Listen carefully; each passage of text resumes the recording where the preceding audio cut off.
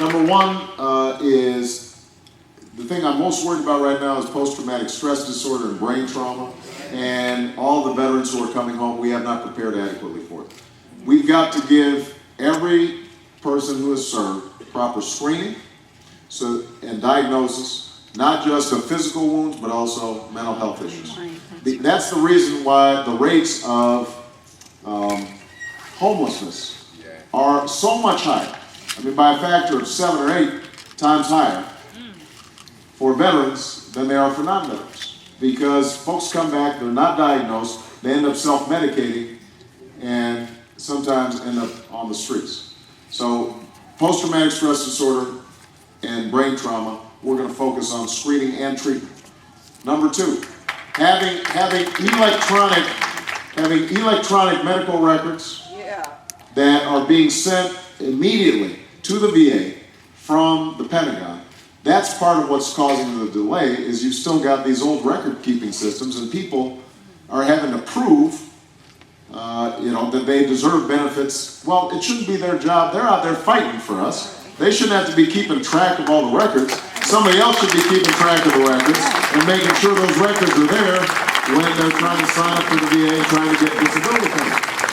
Now, sometimes, when I'll just give you an example of being customer friendly.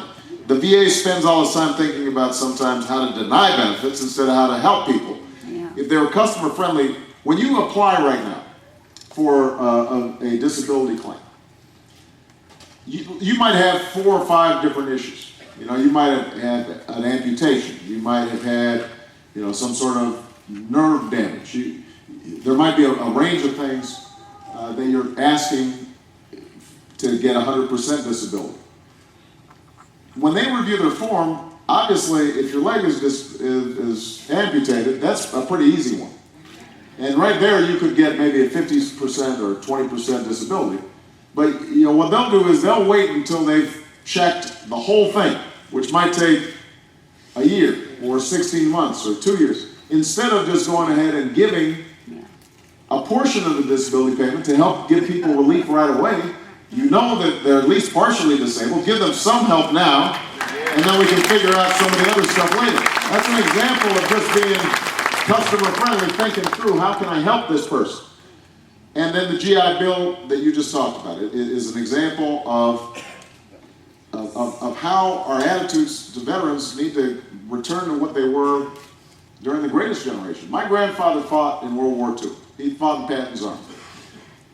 When he came home, the GI Bill paid for all of his college education. It didn't pay for a part of it. It didn't pay for 1 year of it. It didn't pay for half a year of it. It paid, he went to college on Uncle Sam because he had served this country fighting fascists. That same principle should apply. So right now there's a bill, Jim Webb has a bill that is drastically increasing the GI Bill benefit so that you can go to a public university or college in your state without worrying about whether or not you can afford it. And you're right, John McCain is opposed to it. He thinks it's too generous. And the reason, part of what he's arguing is, well, we won't be able to retain people because people will go get a college education instead of staying in the Army. That's not a good argument. Yes, some people will leave to pursue their higher education. That's what built this middle class in this country. That's what we want. On the other hand, we'll be able to recruit a lot more people to go in because they know that the benefit is actually meaningful. All right. So this is going to be a major fight, and this is an example of the kind of choices we're going to have to make. And by the way, this costs maybe $2 billion.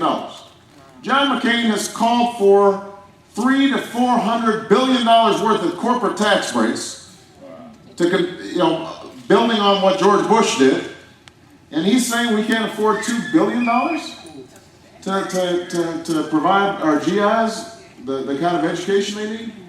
It doesn't make any sense, and that's why we're going to beat them here in Michigan. All right? Okay. Got time only for one more question, unfortunately. All right, it's the guy's turn. I'm sorry, it's the Gentleman right here. Mr. Obama, it's an honor talking to you right now. I cannot wait to vote for you in November. My question to you concerns healthcare. My father works for the United States government, and he has numerous medical problems, and sometimes he can barely afford to take off time to go to the hospital and fix these problems as he has, because we can't afford it. I want to know what are you going to do about letting people, try to, get health care easy, so they don't have to worry about their family, Right. Well, look, this is one of the biggest concerns that people have. It's the biggest source of bankruptcy that we have right now in this country is medical bills. People are losing health insurance. Employers are shedding health insurance benefits, and nothing's been put in place to replace it. So that's why I've said this is going to be the presidential term where we've got to get universal health care in place. It's in everybody's interest. It's in everybody's interest. It is in the interest of workers. It is in the interest of employers. It's in the interest of society to get this thing solved.